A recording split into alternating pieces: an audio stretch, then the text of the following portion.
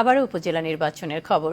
চতুর্থ ধাপে বরগুনার আমতলী উপজেলা পরিষদ নির্বাচনের প্রচারণায় ব্যস্ত প্রার্থী। কিছুক্ষণ আগে প্রচারণার সর্বশেষ তথ্য জানিয়েছেন সহকর্মী তরিকুল ইসলাম। জুন আমতলী চতুর্থ ধাপে নির্বাচন অনুষ্ঠিত হচ্ছে। সেই উপজেলা নির্বাচনে একজন হেভিওয়েট প্রার্থী রয়েছেন আমাদের গোলাম সরোয়ার ফোরকান ভাই। তার মার্কা হলো আনারস প্রতীক। আমরা আজকে তাকে জানতে যাব যে তিনি জয়লাভ করে আমতলী উপজেলাবাসীর জন্য কি কি খেদমত করবেন এবং তিনি কতটুকু জয়ের আশাবাদী।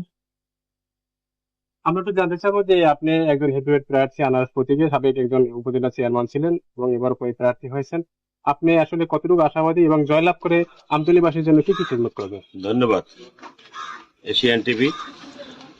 আমি এই ষষ্ঠ ধাপের আমতলী উপজেলা